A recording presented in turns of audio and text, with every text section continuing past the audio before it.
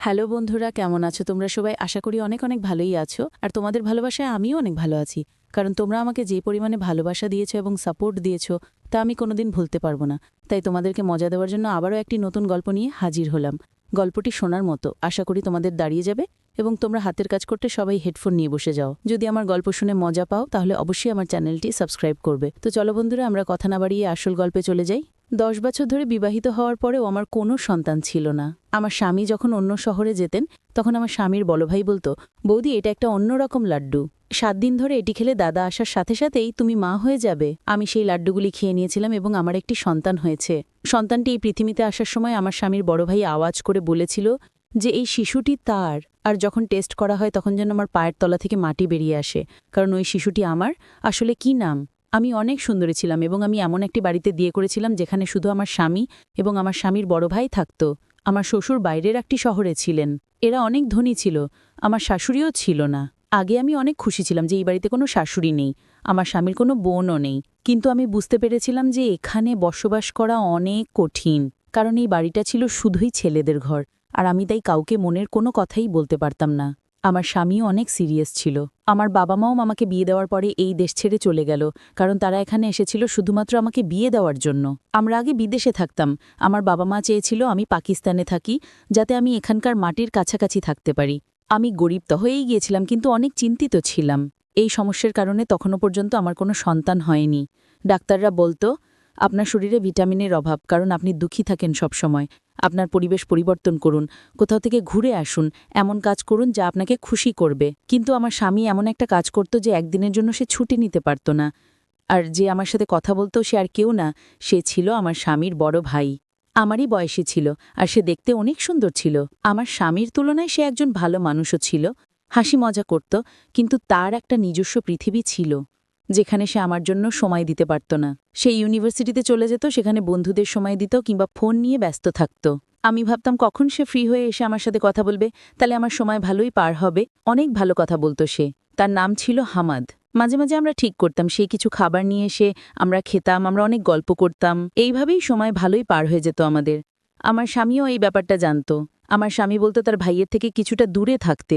আমি বলেছিলাম যে সে তো অপরিচিত নয়, সে এই বাড়িতেই থাকে। আমি আমার স্বামীকে বলতাম যে আমি তার সাথে কথা বলি না, কিন্তু বাস্তবে আমরা একে অপরের সাথে কথা বলতাম এবং আমাদের জীবন এইভাবেই চলছিল। আমার বিয়ের পরে অনেক বছর পার হয়ে গেছে, 10 বছর হয়ে গেছে, কিন্তু আমার এখনও একটাও সন্তান হয়নি। কিন্তু ডাক্তার বলেছে আপনার বেশি একটা সমস্যা নেই, আপনার সন্তান হতে পারে। ডাক্তার আমাকে বললেন আজই আপনার স্বামীর সাথে কথা বলুন, যাতে তিনি আপনার পরিবেশ পরিবর্তন করতে পারেন, আপনাকে একটি শান্তিপূর্ণ জায়গায় নিয়ে যান। কিন্তু যখন আমি আমার স্বামীকেই কথাটি জানালাম, আমার স্বামী আমাকে একটি নতুন খবর শোনালো। সে বলল যে আমাকে কাজের জন্য অন্য শহরে যেতে হবে এবং আমি সেখানেই থাকব। 9 বা 10 মাসের জন্য হতে পারে। সে যখন এই কথা বলল তারপরে আমি কি বলবো, কারণ এটাই ছিল আমার স্বামীর শেষ কথা। সে একবার যা বলে তো সেটাই করত। আমি বললাম ঠিক আছে, আমি তোমার জিনিসপত্র প্যাক করে দিচ্ছি। আমার স্বামী শহরের বাইরে চলে গেলেন এবং তখন আমি বাড়িতে একা থাকতাম।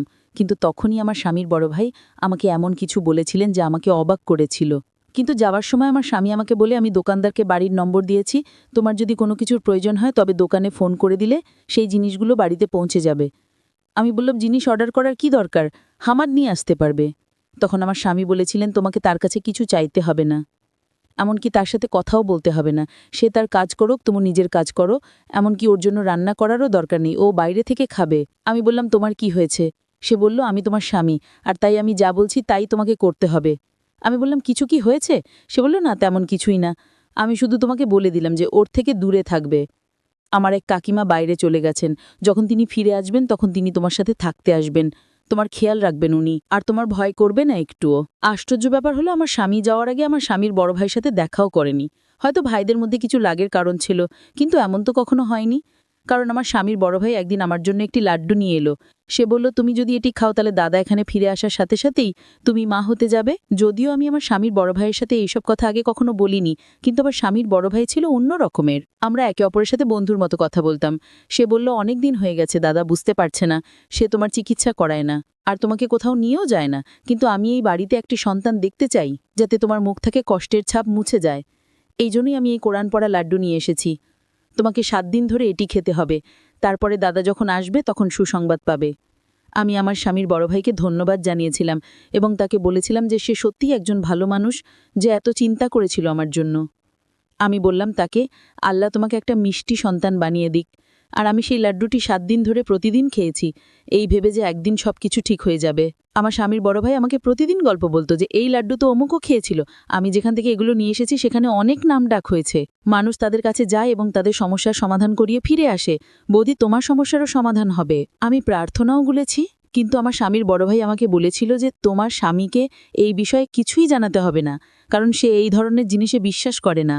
আর যদি দাদা জানতে পারে যে এই লাড্ডুগুলো আমি তোমাকে দিয়েছি, তাহলে আমাকে শেষ করে ফেলবে। আমি তাকে বললাম যে তোমাদের মধ্যে কি কোনো ঝগড়া চলছে? সে বলল, না, কোনো ঝগড়া নেই।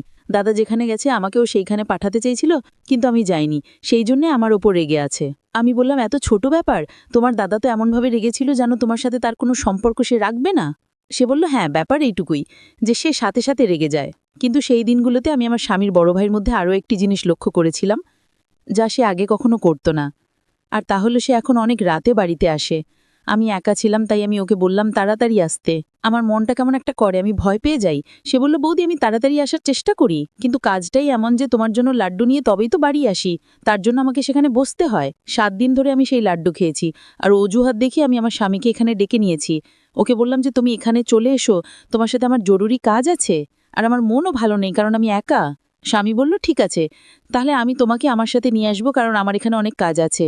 আমি বললাম, হ্যাঁ, তুমি আসো, আমার তোমাকে দরকার। কিন্তু স্বামী যখন এলো, আমি অবাক দেখে দেখলাম যে সে আমার স্বামীর বড় ভাইকে একবার আদর করে ধরেনি। সে এমনভাবে পাশ দিয়ে চলে গেল যেন সেখানে কেউ বসে নেই। আমি অনেক অবাক হয়েছিলাম, কারণ আমার স্বামী আসার আগে আমার স্বামীর বড় ভাই বলছিল যে দাদা এলে অবশ্যই আমাকে ক্ষমা করবেন এবং সবকিছু ঠিক হয়ে যাবে। কিন্তু আমার স্বামী তা করেননি। আমার স্বামী আমাকে তার সাথে অন্য শহরে নিয়ে যায় এবং আমি সেখানে থাকতে শুরু করি। এখানে আমি থাকতে থাকতে মাত্র 1 মাস হলো, আর জানতে পারলাম যে আমি মা হতে চলেছি। এটা যেন শেষ পর্যায়ে কোনো মানুষ জীবন ফিরে পাচ্ছে। বিয়ের 10 বছর পরে এমন খবর পাওয়া ছোট কথা নয়। অনেক খুশি হলাম, কিন্তু আমার স্বামীর বড় ভাইয়ের দেওয়া লাড্ডুর কথাটা বলিনি। শুধু বললাম সন্তান না হওয়া পর্যন্ত আমরা একই বিছানায় থাকব। আমার স্বামীও অনেক খুশি। আমি যখন আমার স্বামীর বড় ভাইকে ফোন করলাম তখন তার নাম্বার বন্ধ ছিল। আমি বাড়ির ফোন নাম্বারে কল করলে কাজের লোকটা ফোনটা তুলে বলল, ছোট ভাই বাসায় নেই, আর ওর ফোনটা হারিয়ে গেছে। আমি আমার স্বামীর বড় ভাইকে এটা বলতে পারলাম না, কিন্তু ওর জন্য একটা মেসেজ অবশ্যই করে রাখলাম যে ও একসময় অন্তত দেখতে পাবে। আমার স্বামী বলল, তুমি কাকে মেসেজ করছো? আমি বললাম, আমার সন্তানের কাকাকে। আমার স্বামী বলল, কোনো দরকার নেই। আমি বললাম, এটা কেন বলছো? আমার স্বামী বলল যে সে ব্যবসায় অনেক ক্ষতি করেছে, তাই আমি তার সাথে সব সম্পর্ক শেষ করে দিয়েছি। তাকে তার জমির অংশ দেওয়া হয়েছে এবং এখন সে তার অংশে থেকে বেঁচে থাকবে, তার সাথে আমাদের কোনো সম্পর্ক থাকবে না। আমি বলেছিলাম যে তোমার বাবাই পৃথিবী ছেড়ে যাওয়ার আগে তোমার মা বাবা তোমাকে তার দায়িত্ব দিয়েছিলেন, আর তুমি তাকে এই অবস্থাতে রেখে দিলে। তখন আমার স্বামী বলল, সে একজন প্রতারক, চোর, এবং আমি এমন মানুষের সাথে কোনো সম্পর্ক রাখতে চাই না। আমি অবশ্যই আমার স্বামীকে বলেছিলাম যে সে অন্যায় করছে, কিন্তু আমার স্বামী বলেছেন যে আমার ক্ষেত্রে তোমার কোনো কথা বলার দরকার নেই, তুমি হলে বউ, তোমার কাজ হলো ঘর চালানো, আর হ্যাঁ, আল্লাহ তোমাকে সন্তান দিয়ে দিয়েছেন, এখন থেকে তোমার সন্তানের প্রতি মন দাও। আমি ঘরের ও ভাইয়ের ব্যাপারটা দেখব, সে আমার ভাই, তোমার ভাই নয়। যদি তোমার ভাই হতো তাহলে তুমি কথা বলতে পারতে। আমি বললাম যে সে আমার ভাইয়ের মতোই ছিল। আমি আমার স্বামীকে কি করে বলবো যে তার কারণেই আমরা সন্তানের সুখ পেতে চলেছিলাম? কিন্তু আমার স্বামীর বড় ভাই আমাকে এসব বলতে নিষেধ করেছিলেন, তাই আমি চুপ রইলাম। সত্যি বলতে কি, তারপরে আমি আর সময় পাইনি আমার স্বামীর বড় ভাইকে ফোন করার বা তার সাথে কথা বলার। প্রথমত আমার স্বামী এটা বারণ করত, এবং দ্বিতীয়ত আমি আমার সন্তানকে কেনাকাটা এবং খুশিতে এতটাই ব্যস্ত ছিলাম যে আমি কারো কথাই ভাবিনি। তারপরে আল্লাহ আমাকে একটি সুন্দর ছোট ছেলে দিলেন।